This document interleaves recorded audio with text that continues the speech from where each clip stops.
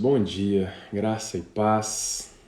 Muito bom estar com vocês, podendo compartilhar aquilo que o Espírito Santo tem falado ao meu coração já há alguns meses, né?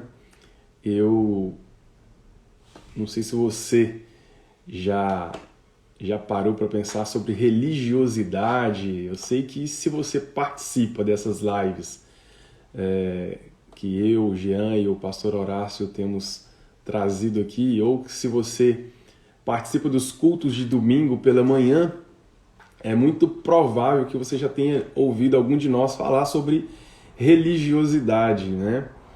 Mas antes de a gente falar sobre essa religiosidade, eu acho importante a gente estar no mesmo conceito de religiosidade. Então eu queria trazer uma abordagem assim, uma tradução, um conceito de religiosidade bem simplificado, mas para a gente seguir nessa linha e conversar um pouquinho sobre isso, tá?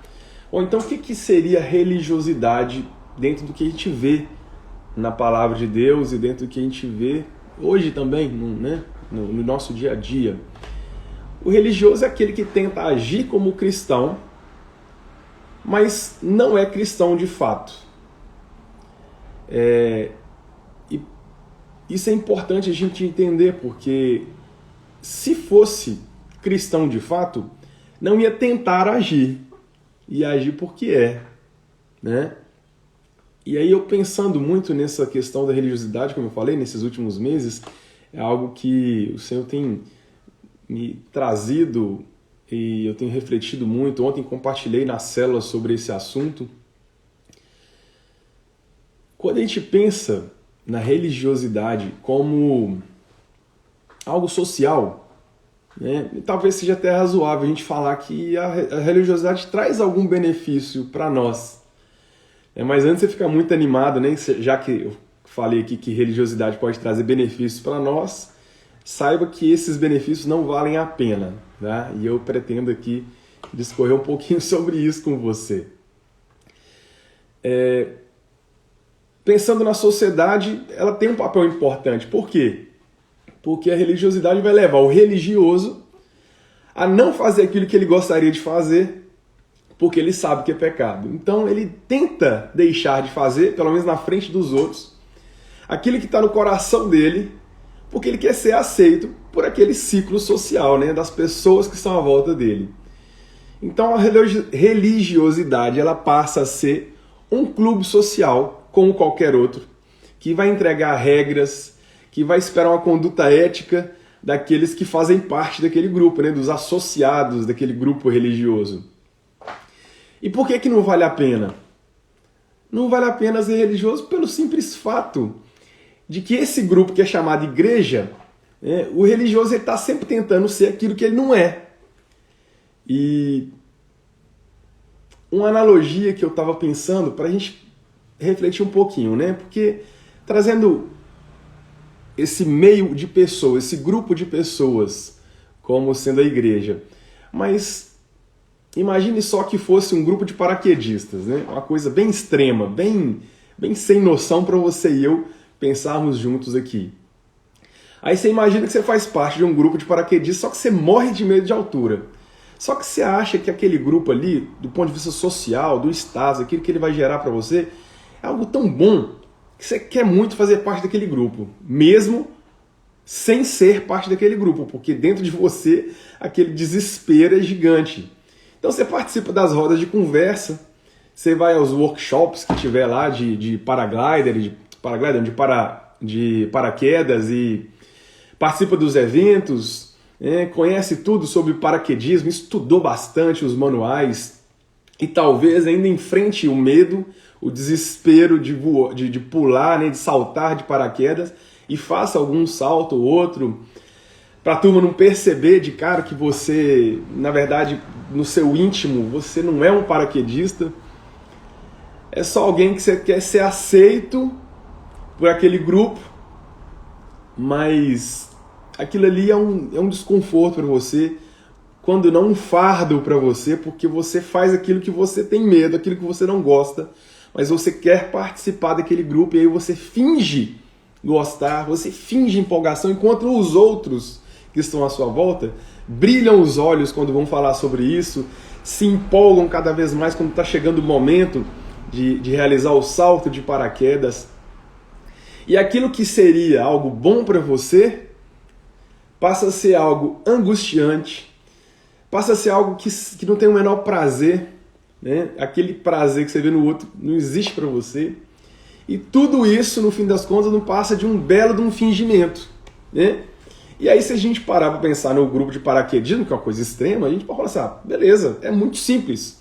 É melhor essa pessoa deixar de ser paraquedista e participar de outro grupo social que seja de acordo com aquilo que ela goste, porque se a gente parar para pensar, existem vários outros grupos sociais ou vários outros esportes que vão trazer benefícios e coisas boas e sentimentos agradáveis, como, por exemplo, se ele for um trilheiro, vai estar pertinho lá, coladinho no chão, não precisa preocupar com medo de altura. Ou se ele for um ciclista, um grupo de ciclistas que vai ter também uma adrenalina, vai ter uma série de coisas gostosas, e ele não vai ser punido por si mesmo por tentar ser quem ele não é. Poderia ser talvez um canoísta, né? Se ele souber nadar, vai estar lá muito confortável na água, para ele não é um problema. Enfim, existem vários esportes que não vai envolver a altura e vai trazer muita satisfação para esse cara, né? E aí que está o problema da religiosidade, porque se você ou eu somos religiosos por causa da sociedade, a gente vive sufocado pela lei. Que lei? A Bíblia. A Bíblia. A gente vive sufocado pela palavra de Deus. A gente não vive a plenitude da palavra de Deus.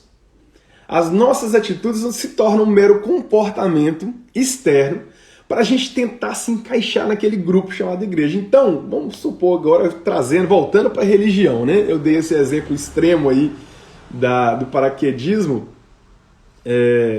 mas pensa na religião para aquele que não nasceu de novo, para aquele que não tem uma nova vida, aquele que finge que é o que não é, aquele que para fazer parte do grupo, para se sentir aceito, ele vai andar como quem é cristão, vai falar como quem é cristão, vai, sei lá, colocar uma Bíblia debaixo do braço. Hoje não tem muito disso, né? Antigamente, quando eu era criança, a gente identificava os crentes porque andava com a Bíblia embaixo do braço, porque tinha um tipo de vestimento um pouco diferente, palavreado diferente, ainda tem isso, né? Pessoas que falam alguns jargões. Mas é tudo tão forçado, é tudo tão diferente daquilo que a pessoa tem dentro de si, que fica difícil. Eu posso dizer talvez que fique impossível, porque no seu íntimo, no seu interior, aquilo ali não faz sentido para ela, não faz parte. Ela até quer muito viver aquilo, né?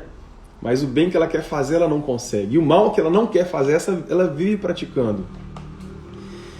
E Jesus falou muito, né, sobre os religiosos da época, né? Os fariseus, que eram os estudiosos da Torá, praticavam muitas coisas, mas o coração deles era incompatível com aquilo que eles praticavam. E se você parar para pensar, isso é algo muito sério, porque a religião, e aí eu trazendo a religião, palavra de Deus, né, como o Tiago fala, a verdadeira religião, o cristianismo, o reino dos céus, é muito além dessas atitudes externas, desses comportamentos que a gente pode muitas vezes manipular, tentar se encaixar naquilo que a gente não faz parte. Quando Jesus, né, falava dos fariseus, ele pegava pesado, né? Mas não sei se você já parou para pensar. Jesus não pegava pesado porque eles eram fariseus. E aí eu queria chamar a sua atenção. Porque diferentemente do grupo de paraquedistas, onde você se esforçar muito para fazer parte, fazer aquilo que você não gosta, porque você quer participar daquele grupo social, o religioso, aquele que não tem um novo coração, mas tem a prática, ou parte da prática. Por que eu falo parte da prática? Porque se não vem do coração, isso não vale nada, né? Quando for lançado ao fogo, vai queimar, não vai ter sentido, vai ser consumido. Mas o Senhor Jesus, ele falava e pegava pesado com os fariseus por causa da religiosidade dele. Porque aquele que finge viver aquilo que não é, quando se trata do reino de Deus, esse é chamado de hipócrita. Foi o que Jesus falou. Cuidado com o fermento dos fariseus, né? Porque eles são hipócritas, é hipocrisia o fermento deles. São aqueles que até conhecem a Bíblia, porque os fariseus eram estudiosos da Bíblia da época, né, da Torá. Eles conhecem a palavra, mas eles não conhecem ao Senhor. Isso é muito sério. Conhecer a palavra no sentido da letra, decorar versículos, decorar textos, estudar o grego e o hebraico, gente, isso aí, ok, não faz muita diferença, mas quem revela essa palavra no coração do homem, quem traz vida a essa palavra, quem traz sentido à nova vida, não é simplesmente a leitura dessa palavra, mas é a revelação que vem do Espírito Santo. E aí? E aí? Então seria melhor o cara sair da igreja, deixar de ser um religioso, visto que é uma coisa mais séria, né? Envolver em outro grupo social que vai trazer algum status também para ele, algum outro sentimento, né? E, de fato, pode ser uma decisão, mas antes, né, da gente pensar em tomar essa decisão, é importante você e eu sabermos que o verdadeiro evangelho, e eu coloquei o verdadeiro na frente justamente para você entender que é o evangelho além das escrituras, no sentido do texto, além do texto, mas o evangelho que é o poder de Deus, ele pode nos transformar de dentro para fora. E aí, consequentemente, que é o que eu acho mais top, como consequência dessa transformação, a gente vai deixar de agir pelo desejo de ser aceito e vamos passar a agir por aquilo que somos, por quem somos, pela paixão que vem de dentro de nós e extrapola o nosso interior. E aí que entra o X da questão, porque se a gente sabe que pode haver uma transformação verdadeira, né, do coração, não tem porquê a gente não buscar viver isso verdadeiramente, né? Eu estava conversando com uma pessoa justamente sobre isso. Se for para ser religioso só por uma questão social, o cara vai até aí ser aceito pela sociedade. Nós vivemos hoje num país que tem a maioria cristã, então fazer parte de uma igreja é algo muito bem visto e tal, mas isso é muito pouco perto do que Deus tem para nós. Aliás, isso é nada perto do que Deus tem para nós. Mas e para a gente ser transformado pela palavra? E para a gente receber um novo coração? Como é que funciona isso? Eu acho importante a gente saber que a palavra de Deus fala sobre arrependimento. Você sabia disso? Quero ler com você um versículo, está em Mateus 3, versículo 1 e 2, que é quando João Batista, né, ele vai pregar. Olha o que ele diz. Naqueles dias surgiu João Batista pregando no deserto da Judéia. Ele dizia: arrependam-se, porque o reino dos céus está próximo. O que faltava para os fariseus? Faltava um novo coração. E esse novo coração, que é um presente de Deus, mas é um presente que você pode aceitar ou recusar. E o aceitar esse presente, essa graça, vem por meio do arrependimento. E é isso que as pessoas às vezes não entendem, né? E Jesus também disse a mesma coisa que João Batista, tá? Se você está pensando aí que foi só João Batista, se você abrir sua Bíblia em Mateus 4, versículo 17, Jesus, daí em diante, começou a pregar: arrependam-se, pois o reino dos céus está próximo. Aí você fala assim, poxa, entendi. Tem que arrepender. Mas arrepender de quê? Né? E aí você, que já participa aqui da comunidade, ou que já participa dessas lives, ou que participa dos cultos de celebração, você vai falar rapidamente: tem que arrepender da vida de pecado. E você está certo, você está certa. Precisamos nos arrepender da vida de pecado. E antes de eu falar um pouquinho mais sobre isso, né, sobre essa questão de arrependimento do pecado, o Jean trouxe, numa das ministrações de domingo, há poucas semanas, uma questão que eu achei muito legal. Imagine só uma pessoa que não nasceu de novo ainda, ou seja, é uma ímpia, é uma escrava do pecado. Então essa pessoa tem uma vida de pecados, porque escravo do pecado peca, né? Ele não tem escolha. E aí imagina só que essa pessoa mentiu às 10 horas da manhã e beleza, viveu aí durante algumas horas tranquilo, nenhuma atitude pecaminosa. Ao meio-dia ela vai faz uma fofoca com alguém, que é pecado, né? Não sei se você sabe, mas a fofoca é pecado. Mas a pergunta é, entre as 10 da manhã e o meio-dia, essa pessoa foi santa? Porque ela cometeu um pecado às 10 da manhã e um pecado ao meio-dia. E aí você sabe, né?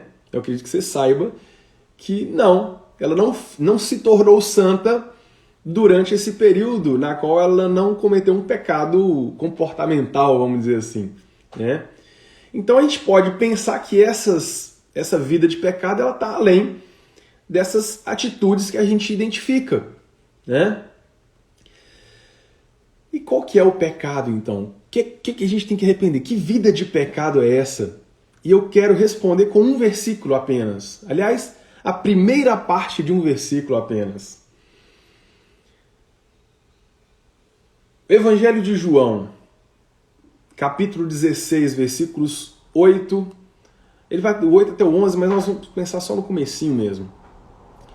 Jesus diz que quando ele, o Espírito Santo, vier convencer o mundo do pecado, da justiça e do juízo, né? E do pecado por quê? Porque os homens não creem em mim. Do pecado porque os homens não creem em mim. E aí eu quero chamar a sua atenção porque esse que é o grande problema. O grande motivo de arrependimento para mim e para você deve ser o pecado, mas não simplesmente as atitudes de pecado, né? Como aquelas que eu acabei de citar, da mentira, da fofoca, ou outras mais graves, né? Como assassinato, outras como que a própria sociedade já condena, né? Na Constituição e nas leis. Mas o grande motivo não deve ser esse pecadinho, esses pecados, essas atitudes assim. O arrependimento ele deve ser pelo triste fato de que Jesus não passa para você de um profeta ou de um homem que sabia muito, fez coisas muito interessantes. Você gosta de ler a Bíblia porque você acha ele um homem admirável, assim como foram outros também. Mas você talvez ainda não tenha experimentado um relacionamento com Jesus, daquele que veio ao mundo para te libertar e para me libertar, daquele que traz para nós uma nova vida. E se o nosso relacionamento com ele não foi esse, nós precisamos ser libertos do pecado, libertos da lei do pecado, dessa vida, né, contrária à vontade de Deus. Porque eu estava conversando com uma pessoa há algumas semanas, né? Não daqui de Valadares, é uma pessoa que se declara como ateia, e ela falou tanta coisa sobre outras religiões, comparando com o cristianismo e falando. E eu confesso para você que muitas das coisas que ele falou, eu considero até como certo, porque de fato a religiosidade é isso, né? E ele falou assim, salvação de quê? Arrependimento de quê? E ele ia falando essas coisas e isso ia trazendo à minha memória, né?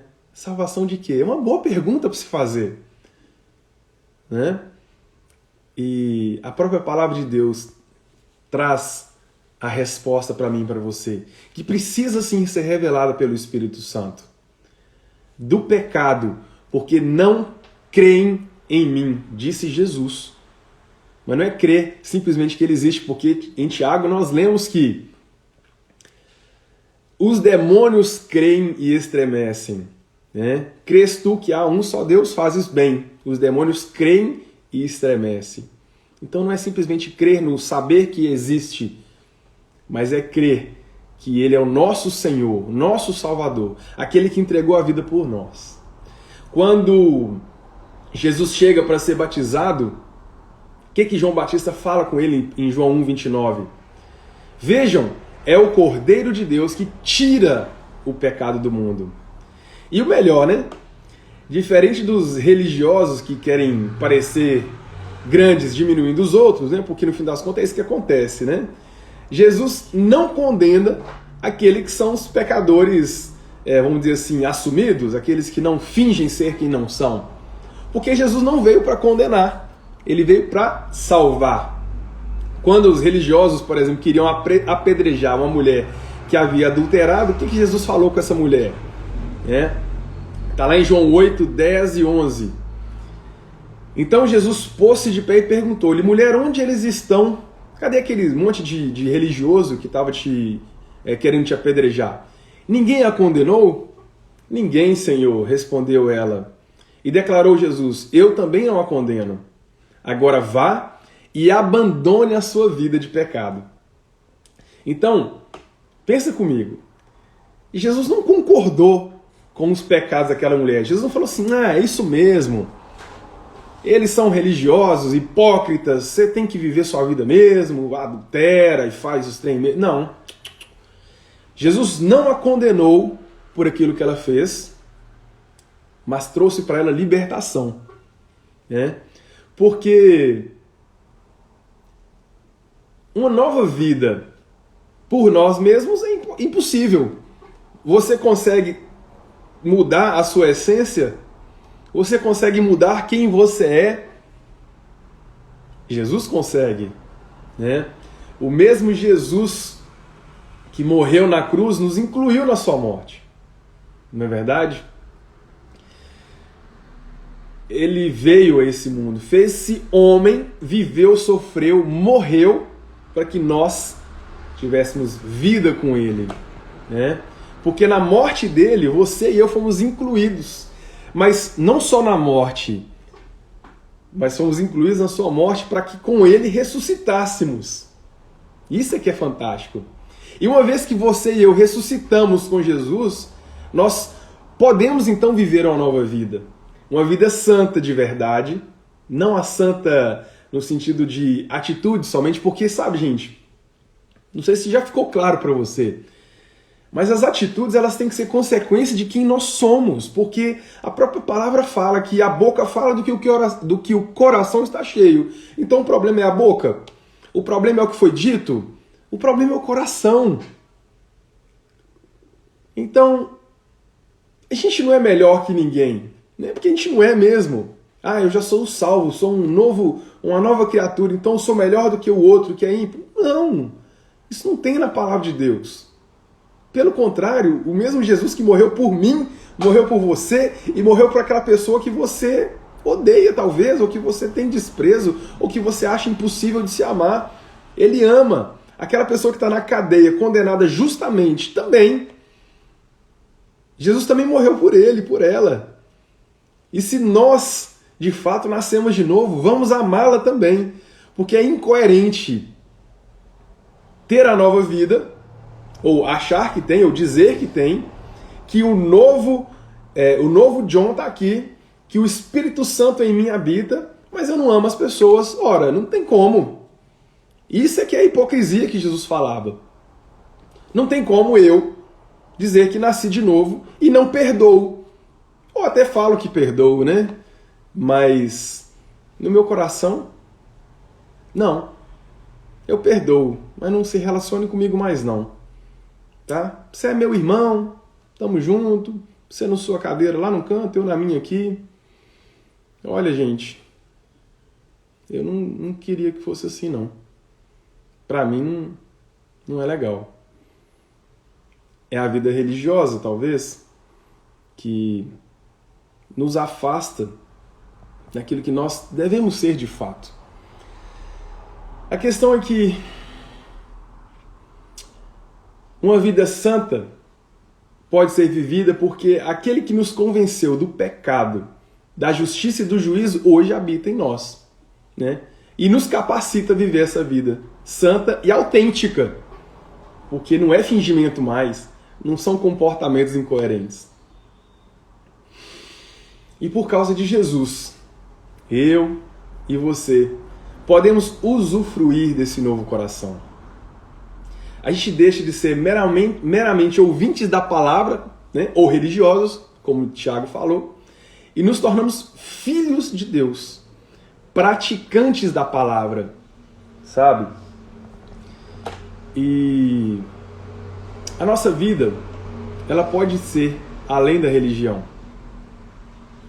E Deus tem muito mais para mim e para você do que atitudes incoerentes, do que uma vida de tentativas humanas, né?